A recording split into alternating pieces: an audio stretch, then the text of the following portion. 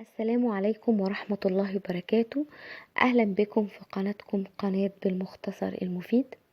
لو تسمحوا لي النهاردة أنا عايزة أتكلم مع بناتنا وأولادنا اللي بيتعرضوا في الجامعة والمدرسة لتريقة بعض من زمايلهم عليهم، لأن مستواهم المادي والاجتماعي أبسط منهم شوية. مش هنتكلم بقى ونقول التنمر وده نوع من انواع التنمر والكلام دوت. احنا هنتكلم مع بعض على طول بطريقة بسيطة وسهلة.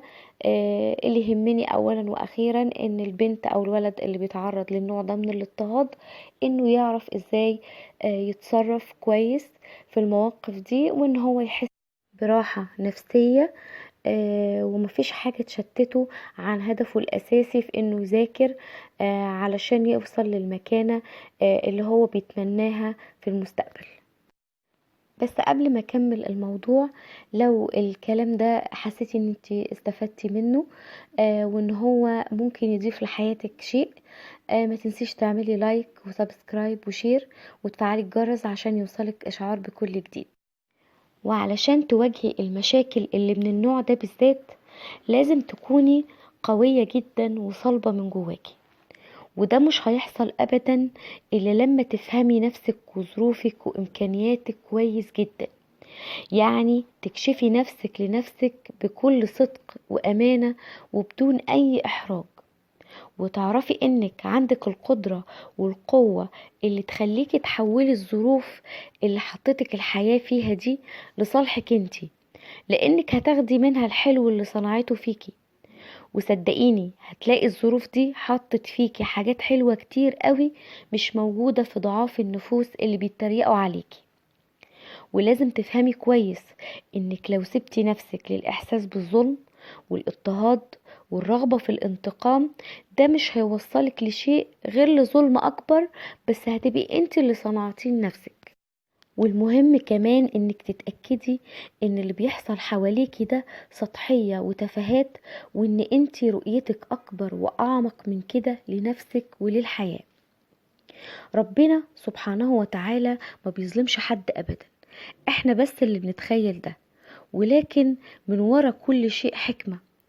وما تنسيش ابدا ان كتير من الادباء والعلماء والعظماء والاثرياء كانوا من اصل فقير، والنهاردة احنا بنذكرهم وبناخدهم مثل اعلى وقدوة عظيمة لينا.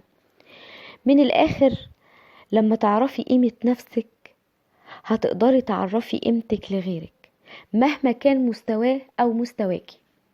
هتقدري تخلي اللي حواليكي يشوفوكي زي ما انتي عاوزة، مش زي ما هم عاوزين.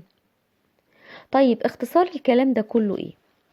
يعني انا كولد او بنوتة مثلا في الجامعة، وزمايلي اللي مستواهم المادي اعلى مني بيتريقوا عليا. طب في حالة زي كده انا اعمل ايه؟ بعد ما حطيتي اساس قوي لنفسيتك، انت هتتصرفي لوحدك من غير ارشادات اي حد، لانك هتبقي من جواكي شخص قوي متفهم الامور طموح، وده هيحركك بشكل ايجابي ناحية مشكلتك.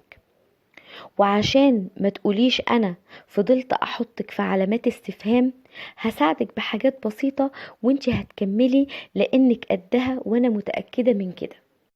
اول حاجة، احذري انك تنكري او تنكسفي من وضعك المادي او وظيفة والدك او المكان اللي انتي ساكنة فيه، وتبدأي بقى تكدبي وتداري من باب انك بتحاولي تجملي من ظروفك.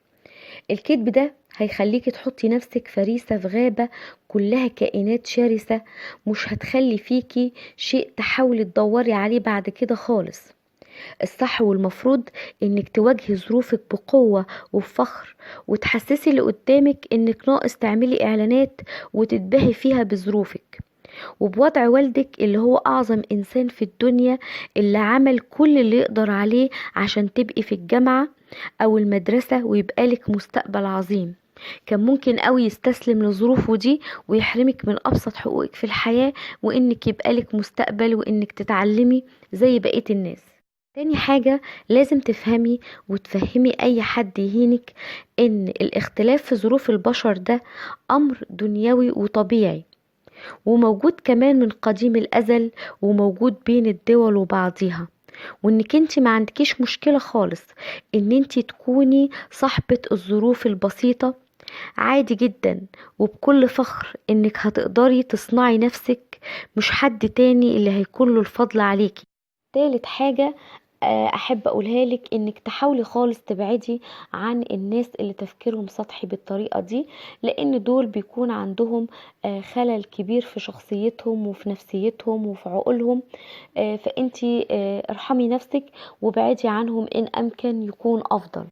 طبعا انا مش قصدي اعمم في كلامي، لكن في ناس كتير جدا بتكون ربنا رزقها بوضع مادي واجتماعي كويس، وناس محترمة جدا جدا وبتحب الخير للي حواليها وبتتعامل مع غيرها بكل ادب ونضج اخلاقي، لكنها باختصار ناس سوية وبالتالي بتتعامل بشكل سوي مع غيرها.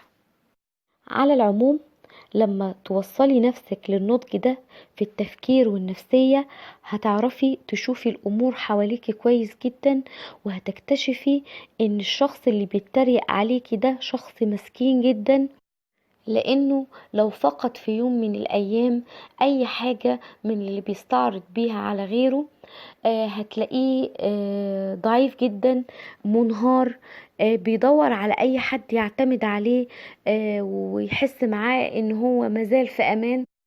وده غالبا مش هيلاقيه، لانه نسي واتنسى من اللي حواليه.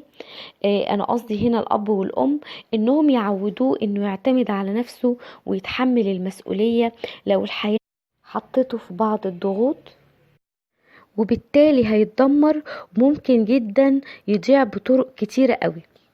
كمان الانسان ده بيكون فارغ من جواه، ما عندوش اي هدف، كل نظرته للحياة سطحية، كلها تباهي واستعراض. ولو شاف حد احسن منه ممكن جدا ان هو يكتئب وينهار، او هيعمل المستحيل عشان يبقى زيه حتى لو كان شيء مش مشروع، لانه من الاخر عنده جنون العظمة. وهتلاقي ارتفاع نسبة الإدمان في النوع ده من الأشخاص، وممكن يفكر في الانتحار، لأنه بعد فترة بيشعر بالاكتئاب وأنه مفيش حاجة عاوز يوصلها، وأنه مل من كل حاجة حواليه. حقيقي النوع ده مسكين جدا، وياريت المسؤولين عنه يحاولوا يعدلوا من فكره وسلوكه، علشان حرام شباب زي دي المفروض تستغل ظروفها وتكون احسن ويفيدوا نفسهم والمجتمع، بدل الغرور اللي بيوصلهم لحاجات تانية خطيرة جدا بتدمر حياتهم وممكن تنهيها نهاية مأساوية. واخر حاجة احب اقولها لك، انك لما تحاولي تعرفي قيمة نفسك وتعرفي ان الظروف اللي انت اتحطيتي فيها دي نعمة كبيرة من عند ربنا، وان اكيد من وراها حكمة عظيمة هتكون لصالحك ولمستقبلك، وممكن كمان تكون لصالح المجتمع، هتقدري تحولي ظروفك دي لشيء نفسي واجتماعي عظيم تتباهي بيه في المستقبل، وتستني اي فرصة تيجي قدامك علشان تذكريها مش تداريها. انا كده خلصت كلامي. احترامي لكل انسان يحترم شعور الاخرين مهما كان مستواه او وضعه الاجتماعي، واحترامي لكل انسان الحياة حطته في وضع مادي واجتماعي بسيط وقدر يحول الظروف الصعبة دي لنجاح لنفسه وعطاء للجميع. والسلام عليكم ورحمة الله وبركاته.